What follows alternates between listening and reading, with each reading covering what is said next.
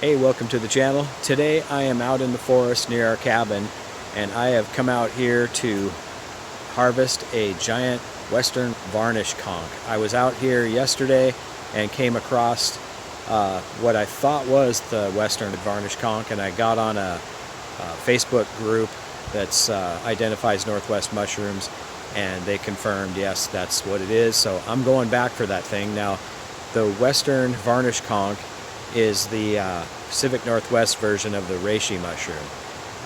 It's the closest thing to the Reishi mushroom of the Orient, and it has many of the same properties that the Reishi mushroom has. So I'm going to harvest this for medicine, to use in tea, and to do a double extraction, and we'll get into the benefits of it here in a little bit.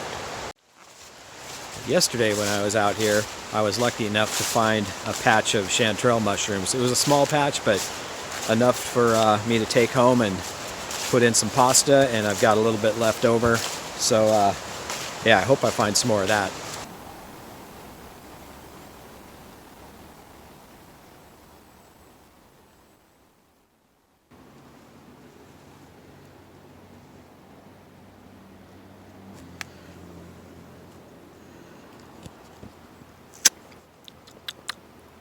Tasty.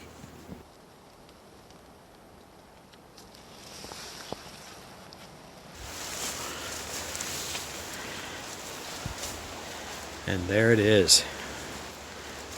That is just a beauty. Look how big that thing is. So a little disclaimer, I am no mushroom or polypore expert. I will put in the description below some websites and YouTube channel and a book that I have referred to learn more about this, and then you can check those out for yourself. Okay, so this is the western Varnished Conk. The scientific name is Ganoderma oregonense, and it is, like I said, part of the Reishi family. Now usually these have the reddish brown varnish look to them, but this one is so covered in spores that it's hidden that varnish look. Here's a little tiny one, and you can see how it looks like varnish there. So what happens is this thing shoots the spores from underneath. They come up and curl around and drop on here and deposit all these brown spores. These have somewhat of a stem on them. A lot of times they're like a stubby stem, but I have seen some where they're growing out elongated. Good time to harvest these is August, September, and I think I did say at the beginning of the video, this is September 24th, so I'm still in a good time frame to grab these. And the other thing you can check is just to make sure that they are white underneath still.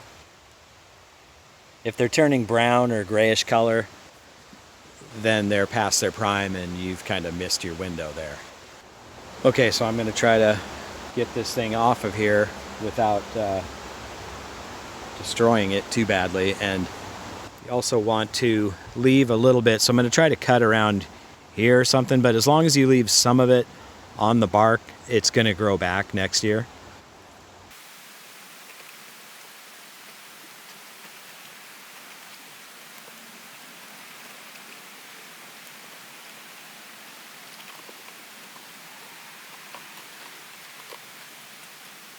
Woo! Look at that.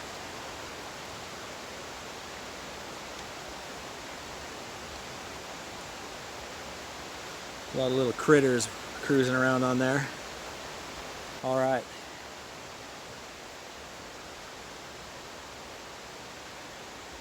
That is a beauty.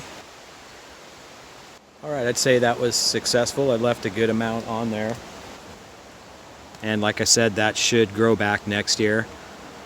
The Reishi mushroom of the Orient grows on hardwood, but here in Washington, our version of the Reishi mushroom grows on conifers, and primarily I find it on hemlocks in our part of the woods here. So the plan for this one is to make a double extraction out of most of this, and you soak it in alcohol, vodka, for 2 to 3 months. Some people do it less, but the longer you leave it, the more of those chemicals it's going to extract from the mushroom. And then after that, you strain that off. Then you're going to put those mushroom bits in like a crock pot and steep that for, I think they say 7 to 8 hours or so. Again, you're trying to get some different chemicals that don't get extracted through the alcohol. Once you do that, then you have a double extraction, and that is supposed to produce the most potent medicine from this mushroom. The other thing we're going to do is just dry some out and use it in tea, because when you put it in hot tea, it will release some of those chemicals. It's just not giving you all the chemicals that you get from a double extraction.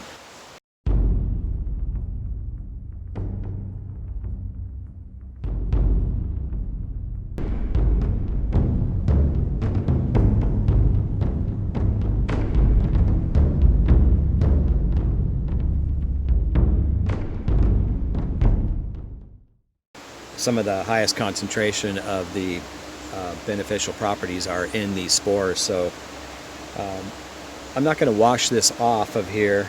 I'll try to clean it up a little bit, but I'll try to keep as many and as much of the spores on here and incorporate that in the extract that we're doing, the dual extract.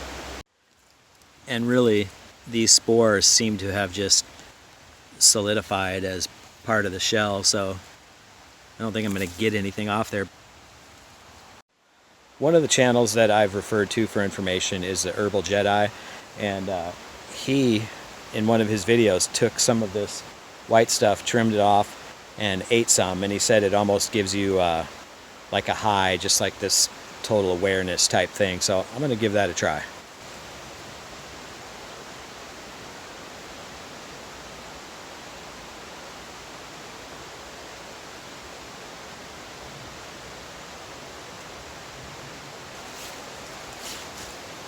That is not what I expected. That really tastes good. It tastes like a mushroom. I know when you dry this out or use it in teas and everything, they say it can be pretty bitter, but boy, trying that little white ring there, it was actually pretty tasty. Now, I don't know if I'm going to feel any effects from eating some of this little guy. I think it would be hard to distinguish between actually feeling something or convincing myself that I feel something. So the whole psychosomatic thing could kick in, and so I'm just going to take it as a nice experience out here. I got to taste a bit of nature right off the tree, and like I said, it was really tasty, so really cool. Okay, let's get this thing in a paper bag and be on our way.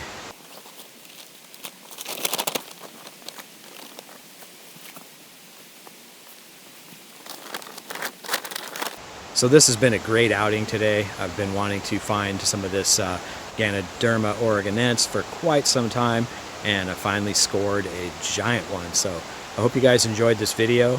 Thanks a lot for watching, and I'll see you next time.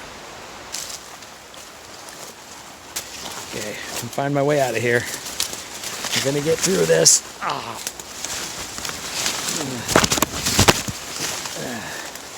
All right, there's that trail.